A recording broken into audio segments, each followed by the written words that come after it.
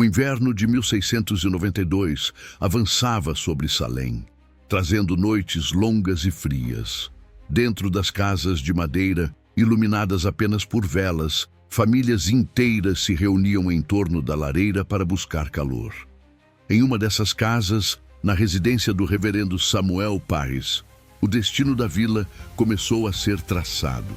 Era comum, naquela época, que as crianças se entretessem com histórias e brincadeiras.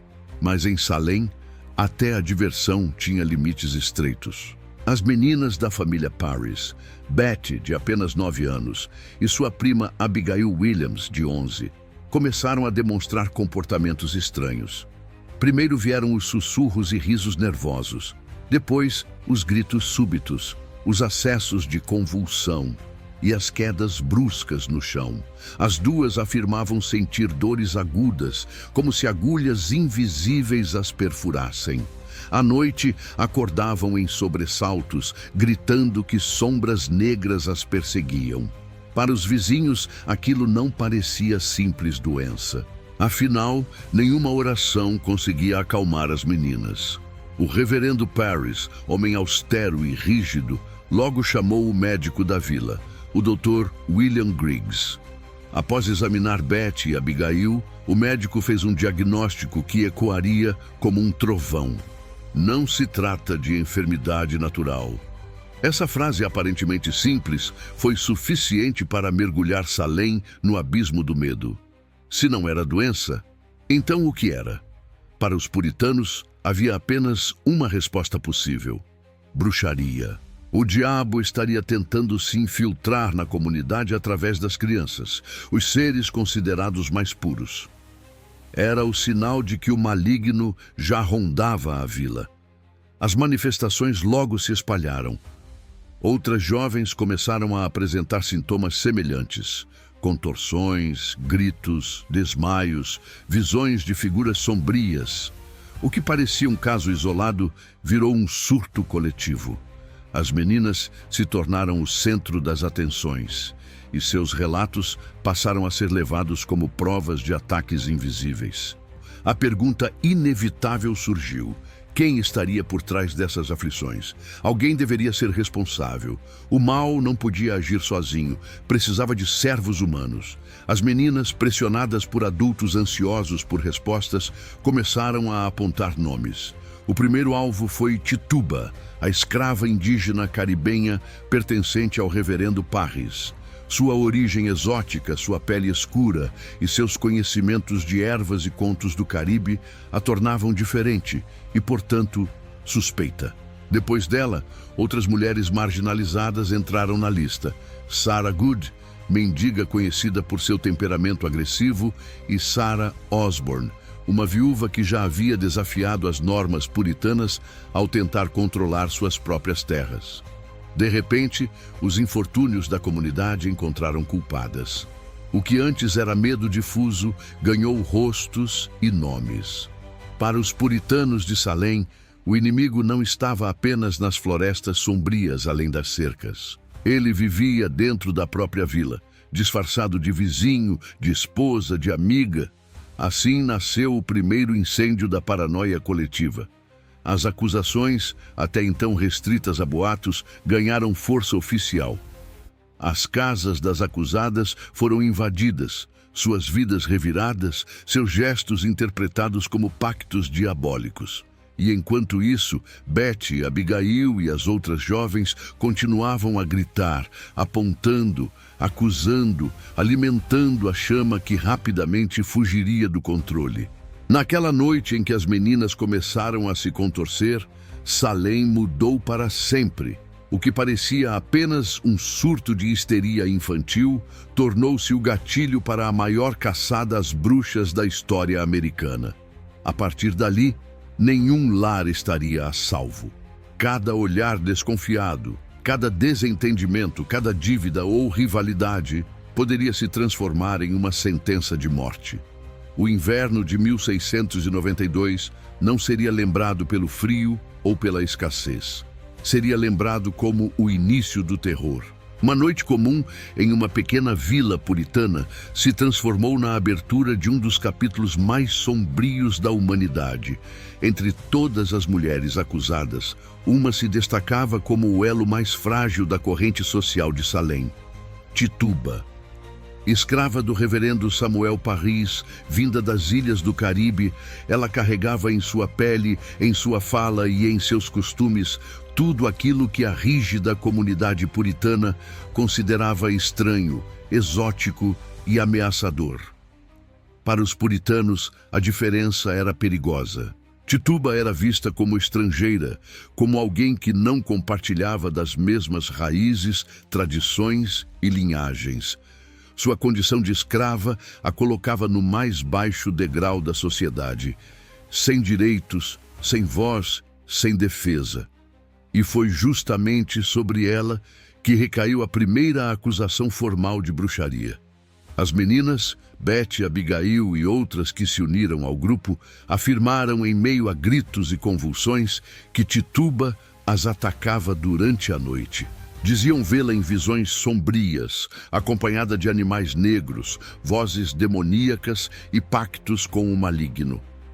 Pressionadas pelos adultos, reforçaram a narrativa de que a escrava era a serva do diabo. Para o reverendo Parris, que já enfrentava desconfiança e críticas dentro da comunidade, a acusação caiu como um presente. Apontar Tituba como culpada era conveniente.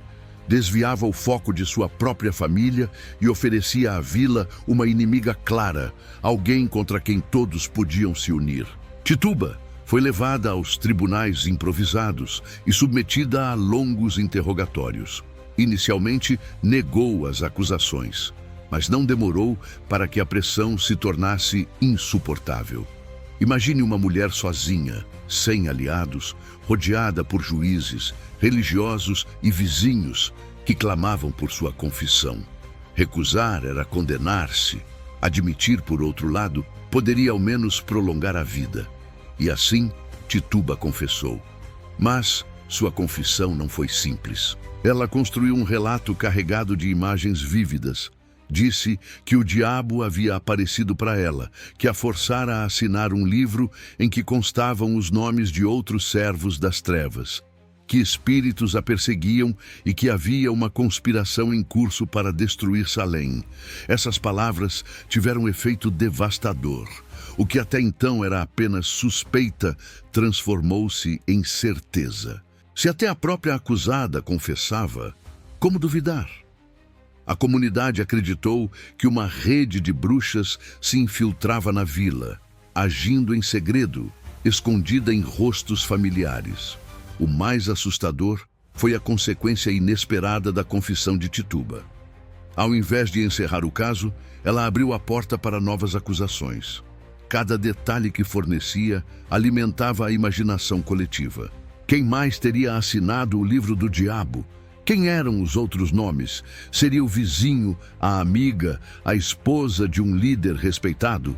A paranoia encontrou terreno fértil e começou a crescer como fogo em palha seca. Tituba sobreviveu, mas não por inocência. Sua confissão, paradoxalmente, a salvou da execução imediata. Ao admitir, tornou-se uma peça útil para os inquisidores, alguém que podia revelar segredos e alimentar o tribunal com novas histórias.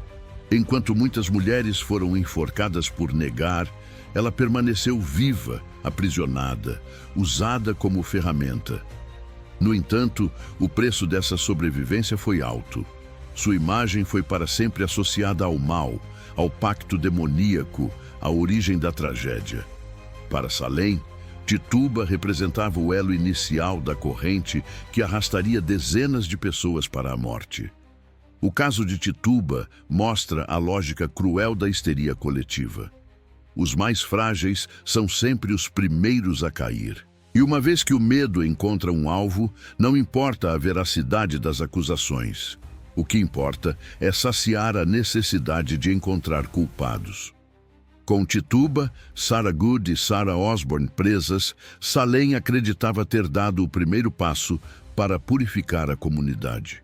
Mas, na verdade, tinha acabado de abrir as portas para o caos. O tribunal, agora alimentado por confissões, testemunhos e visões espectrais, não mais se limitaria a mulheres marginalizadas. Logo, qualquer pessoa, por mais respeitada que fosse, poderia ser acusada. O fogo da suspeita se espalhava rápido e ninguém estava a salvo. Depois da confissão de Tituba, o que era apenas uma faísca tornou-se incêndio. A vila de Salém, já mergulhada em medo, encontrou nas palavras da escrava a prova de que uma rede invisível de bruxas rondava suas casas. E a partir desse momento, qualquer gesto, qualquer olhar, qualquer desavença poderia ser usado como indício de pacto com o diabo. As acusações começaram a se multiplicar.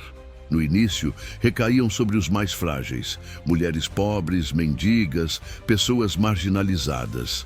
Sarah Good, por exemplo, era conhecida por vagar pelas ruas pedindo esmolas e por responder com grosserias quando era rejeitada. Bastou seu temperamento áspero para que fosse vista como cúmplice das trevas. Sarah Osborne, por sua vez, havia ousado questionar o domínio masculino sobre propriedades, tentando assegurar a posse de suas terras. Algo impensável para a rígida sociedade puritana. Seu simples ato de independência foi interpretado como sinal de desobediência a Deus. Mas logo, os limites se expandiram. Não eram apenas os excluídos que caíam na rede da suspeita. Famílias respeitadas, vizinhos de prestígio, até líderes da comunidade começaram a ser apontados. A lógica era simples e cruel.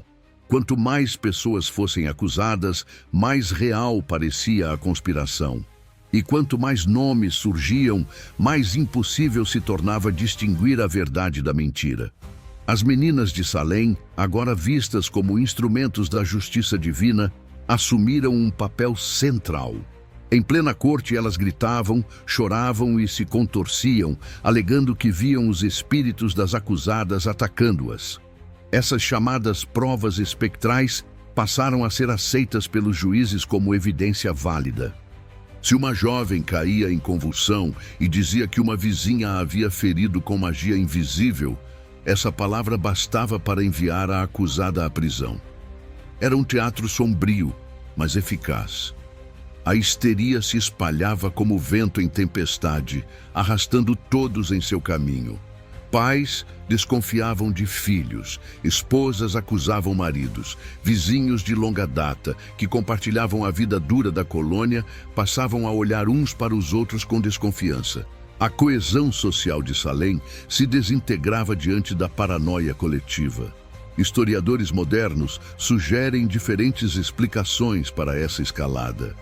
Alguns falam em histeria em massa, resultado do estresse psicológico vivido por uma comunidade isolada e assolada por doenças e guerras.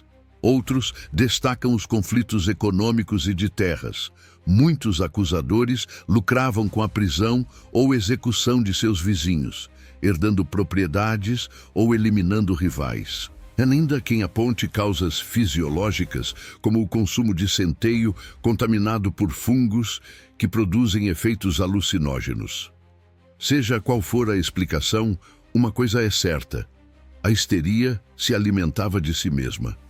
Cada nova prisão confirmava a crença de que o diabo realmente agia em Salém. Cada confissão arrancada sob pressão servia para fortalecer as próximas acusações. E assim, o ciclo se repetia, cada vez mais rápido, cada vez mais implacável. O que começou com 3 mulheres marginalizadas, logo se transformou em dezenas de pessoas atrás das grades. As prisões não distinguiam mais pobres de ricos, jovens de idosos, homens de mulheres. Ninguém estava imune. A suspeita pairava no ar como uma sombra invisível, pronta para se transformar em sentença mortal. Em poucos meses, Salém deixou de ser apenas uma pequena vila puritana. Tornou-se um tribunal a céu aberto, onde a vida e a morte de cada pessoa dependiam da palavra de vizinhos, inimigos e até de crianças. O medo havia se tornado a lei. E no coração dessa tempestade, a comunidade acreditava estar purificando-se, quando na verdade cavava sua própria ruína. À medida que as acusações se multiplicavam, o medo se institucionalizou. Não bastava mais prender e suspeitar. Era preciso julgar. Assim nasceu o Tribunal de Oyer-Terminer, criado especialmente para lidar com o crescente número de casos de bruxaria em Salem. Um tribunal que não buscava a verdade, mas sim confirmar a paranoia coletiva que já dominava a comunidade. As sessões eram verdadeiros espetáculos. O público se aglomerava, ansioso para assistir ao que parecia ser um combate entre o bem e o mal. No centro, os acusados, homens e mulheres assustados em correntes, muitos sem compreender como haviam se tornado inimigos da fé. Do outro lado, juízes e reverendos, armados com bíblias, prontos para ouvir testemunhos, visões e delírios como se fossem provas concretas. As chamadas provas espectrais se tornaram a base do tribunal. As meninas, tomadas por convulsões, gritavam, apontavam e afirmavam ver os acusados em forma de espíritos, atacando-as dentro da sala. Se caíam no chão e tremiam, aquilo era interpretado como a ação invisível do réu. O simples testemunho de uma criança podia significar a diferença entre a vida e a morte. Havia também objetos comuns transformados em evidências diabólicas, bonecas de pano vistas como instrumentos de feitiçaria, marcas de nascença interpretadas como selos do diabo, até a incapacidade de recitar uma oração sem erros era tratada como prova de culpa. O absurdo se tornava regra e a razão inimiga. Sob tanta pressão, muitos acusados optaram por confessar, mesmo sendo inocentes. Alguns acreditavam que admitir e implorar perdão poderia lhes salvar a vida. Outros cediam apenas para encerrar a tortura psicológica, mas confessar também significava acusar novos nomes, perpetuando o ciclo. Era um labirinto sem saída. Negar levava ao enforcamento. Confessar significava viver como traidor e delator. Entre os episódios mais brutais está o caso de Giles Corey, um agricultor de mais de 80 anos. Recusando-se a se declarar culpado ou inocente, ele acreditava que, ao não se submeter ao tribunal, poderia ao menos proteger suas terras da confiscação. A resposta da corte foi cruel. Giles foi esmagado lentamente por pedras pesadas, colocadas sobre seu corpo até que morresse. Suas últimas palavras, segundo relatos, foram um desafio: mais peso. Sua morte se tornou símbolo da injustiça e da brutalidade que reinavam em Salem. Enquanto isso, as execuções se tornavam eventos públicos. Os enforcamentos, realizados em colinas, atraíam multidões. Famílias inteiras assistiam enquanto vizinhos e conhecidos eram levados à forca, muitas vezes rezando até o último instante. A cada execução, acreditava-se que a comunidade ficava mais protegida contra o diabo. Mas, em vez disso, o medo só aumentava. Ao todo, 19 pessoas foram enforcadas, além de Giles Corey esmagado. Centenas foram presas em condições degradantes, algumas morrendo na prisão por doença e desnutrição. Os julgamentos, ao invés de trazer paz, transformaram a vila em palco de desespero, onde o espetáculo macabro era alimentado pelo medo e pela crença cega. A justiça havia sido substituída pela vingança e a verdade pela histeria. O Tribunal de Salem não julgava crimes, mas sim pecados invisíveis, transformando suspeitas em sentenças e rivalidades pessoais em execuções.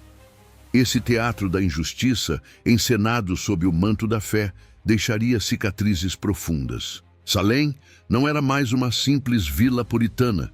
Era agora um símbolo daquilo que acontece quando o medo toma o lugar da razão e a fé é usada como instrumento de morte.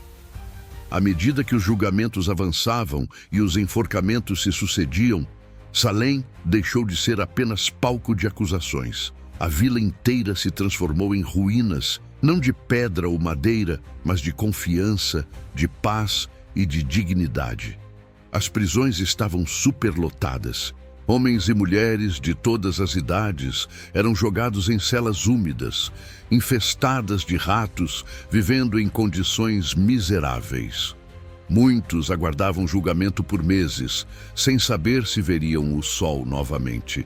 Algumas famílias tinham mais de um membro preso ao mesmo tempo, deixando crianças abandonadas, sem quem cuidasse delas. O frio do inverno e a fome castigavam ainda mais os que restavam do lado de fora. As colheitas foram abandonadas. Os campos, antes cultivados com esforço coletivo, ficaram vazios. Quem ousaria arar a terra se podia ser acusado a qualquer momento? Cada homem que empunhava uma enxada corria o risco de ser chamado ao tribunal. Cada mulher que amassava o pão podia ser vista como bruxa se alguém adoecesse após comer. O medo paralisou a vida cotidiana. A economia entrou em colapso. Com tantas pessoas presas ou executadas, faltavam braços para o trabalho. O comércio diminuiu, a fome aumentou e as dívidas se acumularam. Muitas propriedades foram confiscadas ou simplesmente abandonadas. Vizinhos brigavam para assumir terras de famílias destruídas e, assim, a ganância se somava ao medo, alimentando ainda mais acusações. O tecido social se desfez. Antes, vizinhos se apoiavam em tempos de dificuldade, compartilhando mantimentos e ajudando nas colheitas. Agora, cada olhar carregava desconfiança. Amizades se tornaram rivalidades. Famílias se dividiram. Filhas acusaram mães, maridos acusaram esposas. O diabo parecia não estar mais apenas nas sombras da floresta, estava no coração de cada casa. As crianças, que deveriam simbolizar inocência, passaram a viver cercadas de terror. Algumas foram usadas como testemunhas contra seus próprios parentes. Outras ficaram órfãs, vagando pelas ruas, sem destino. O trauma da infância, marcada por gritos, prisões e enforcamentos, deixaria marcas que jamais seriam esquecidas. E havia ainda o peso da consciência coletiva. Nem todos acreditavam plenamente nas acusações, mas o medo de ser o próximo a cair calava qualquer tentativa de protesto.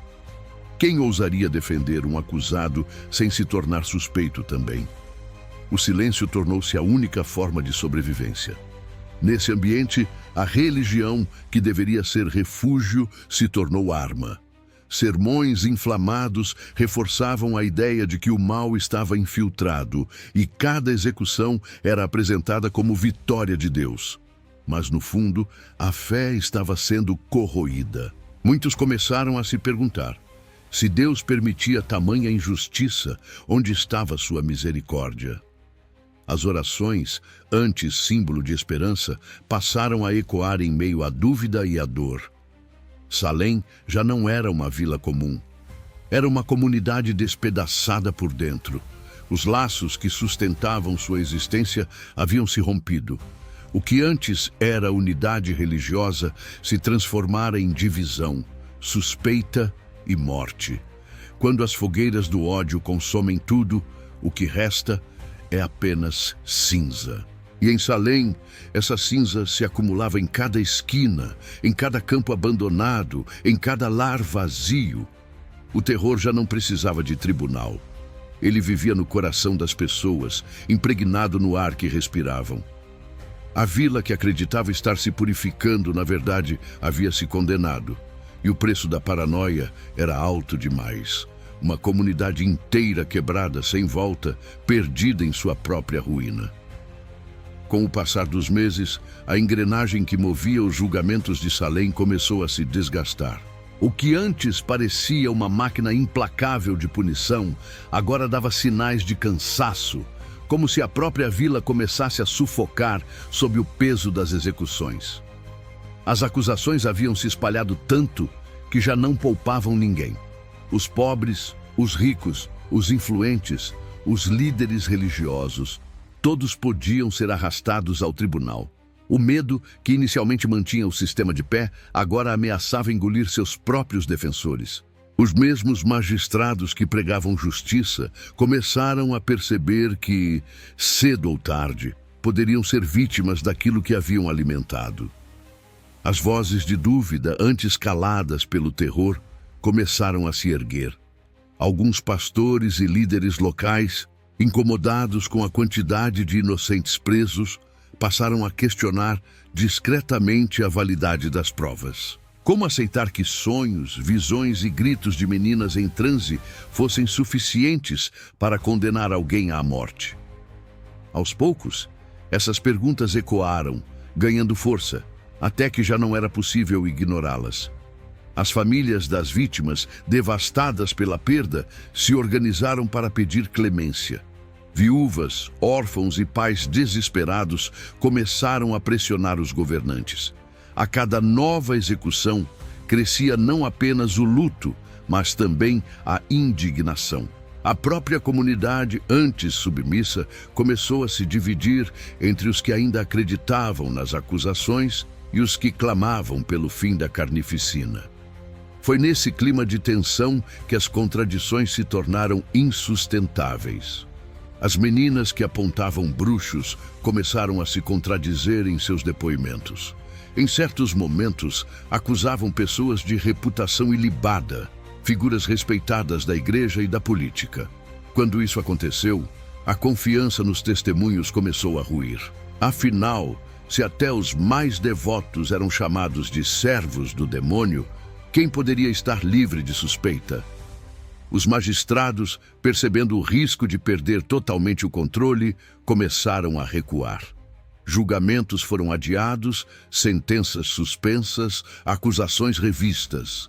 A mesma justiça que antes agia com rapidez e crueldade, agora hesitava, como se buscasse uma saída honrosa para encerrar o pesadelo sem admitir o erro cometido.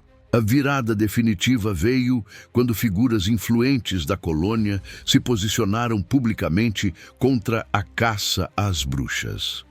Pregadores respeitados começaram a denunciar os julgamentos como injustos e contrários à vontade de Deus. O próprio governador, pressionado pelo caos econômico, social e espiritual, interveio para frear as execuções. O clima na vila mudou. O medo ainda estava presente, mas agora misturado à vergonha. Muitos perceberam que haviam participado, direta ou indiretamente, da destruição de inocentes. Alguns se arrependeram em silêncio, outros pediram perdão em público, mas o mal já estava feito. As prisões começaram a esvaziar. Aos poucos, os acusados foram libertados, mas nada poderia devolver-lhes os meses de sofrimento. Para as famílias dos enforcados, não havia alívio. A justiça chegava tarde demais. Assim, o grande espetáculo de Salem chegou ao fim, não com uma explosão, mas com um silêncio pesado. Um silêncio de vergonha, de arrependimento e de medo das próprias consequências. O tribunal que antes inspirava respeito, agora era visto com desconfiança. Os líderes que pregavam fé e obediência, agora carregavam o peso da dúvida. O colapso não significou paz imediata.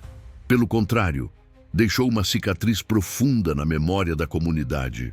Uma lembrança de que o fanatismo, quando levado ao extremo, não apenas destrói inocentes, mas também corrói as bases da própria sociedade que o sustenta. Em Salem, a fúria da caça às bruxas finalmente se extinguiu, mas as cinzas ainda fumegavam, lembrando a todos que um fogo tão devastador jamais poderia ser reacendido sem consumir a própria alma de um povo. O fim dos julgamentos não apagou a dor. Pelo contrário, deixou uma marca profunda, quase impossível de ser cicatrizada. Quando os tribunais foram silenciados e as cordas das forcas recolhidas, o que restou em Salem foi uma vila devastada, coberta de fantasmas invisíveis. Não os das bruxas, mas os dos inocentes sacrificados. Com o passar dos anos, a comunidade tentou seguir adiante. As casas voltaram a ser habitadas, os campos foram novamente arados e as orações retornaram às igrejas. Mas nada era como antes. Cada família tinha uma história para contar. um vizinho enforcado, um parente preso, um amigo perdido. O trauma coletivo se tornou parte inseparável da identidade do povo. As crianças que haviam crescido entre gritos e acusações se tornaram adultos marcados pelo medo. Muitos carregaram pela vida a lembrança dos pais sendo levados ao tribunal ou das execuções públicas na colina. Outros viveram com a culpa de terem apontado o dedo contra inocentes, acreditando na época que estavam servindo a Deus. A vergonha também recaiu sobre os líderes. Décadas depois, alguns magistrados e religiosos reconheceram publicamente o erro.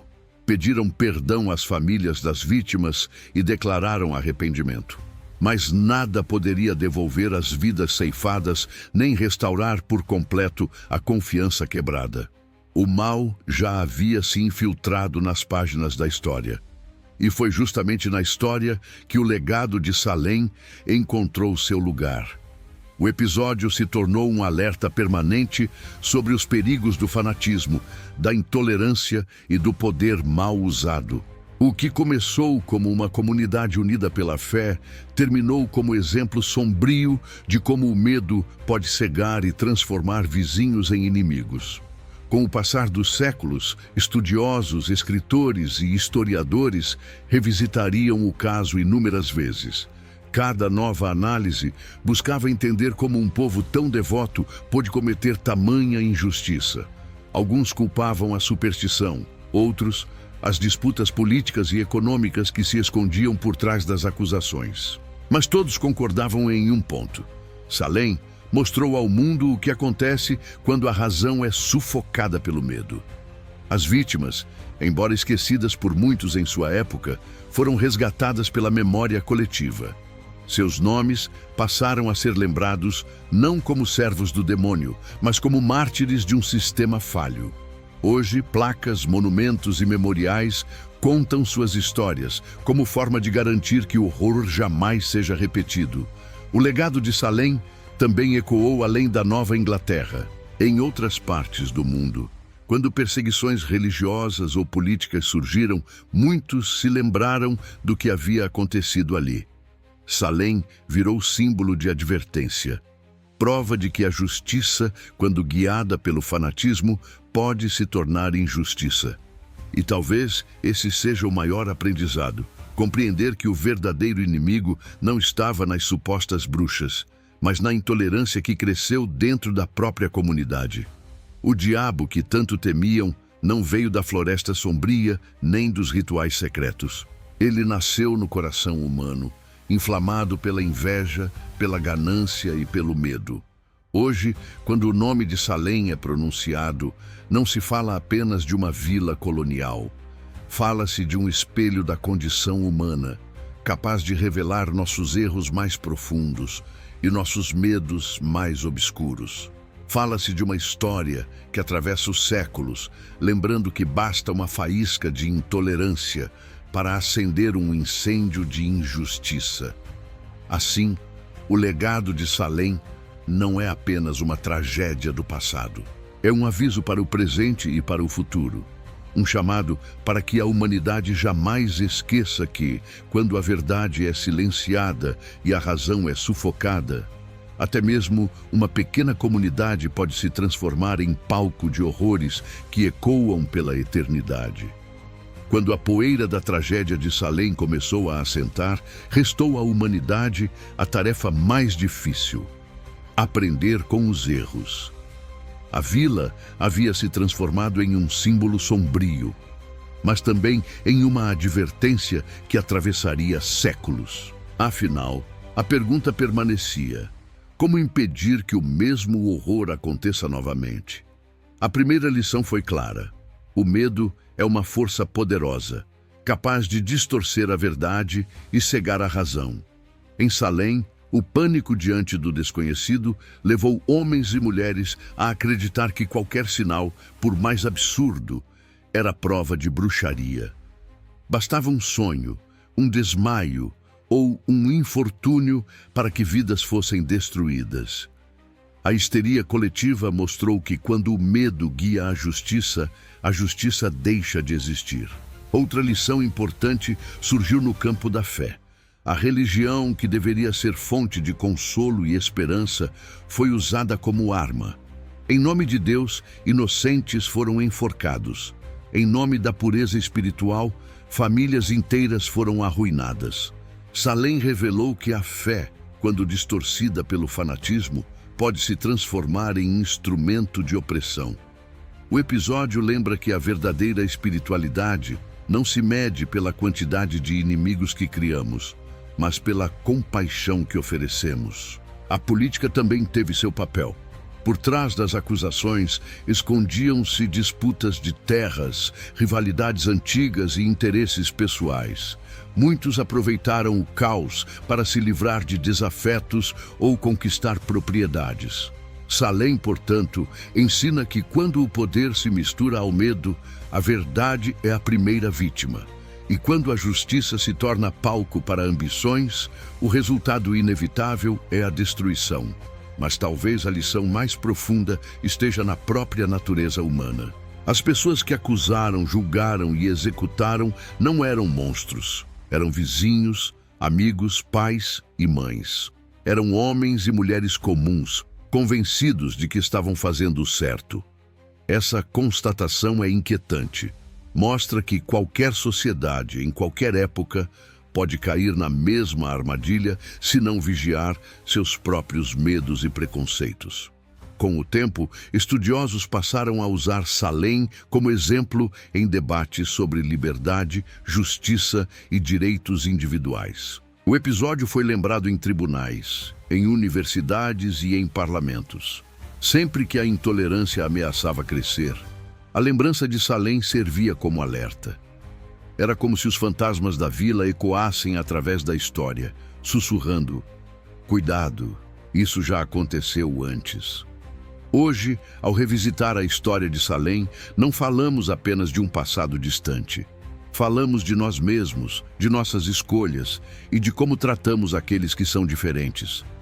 Falamos da tentação de culpar o outro pelos nossos medos, de buscar inimigos invisíveis para justificar nossas falhas. As lições de Salem continuam vivas porque o perigo do fanatismo nunca desaparece por completo. Ele pode mudar de forma, assumir novas máscaras, mas sempre se esconde onde há medo, intolerância e poder mal usado. A vigilância precisa ser constante, pois basta uma faísca de paranoia para reacender um incêndio de injustiça. No fim, Salem não foi apenas uma tragédia, foi um espelho, um reflexo daquilo que os seres humanos são capazes de fazer quando a razão é sufocada pela emoção, quando a fé se perde no fanatismo e quando a justiça se curva ao medo. Esse espelho continua diante de nós, desafiando cada geração a escolher entre repetir os erros do passado ou aprender com eles. E é nesse aprendizado que reside a esperança. Que a memória de Salem não seja apenas lembrança de dor, mas também guia para um futuro onde a tolerância, a compaixão e a verdade prevaleçam sobre o medo.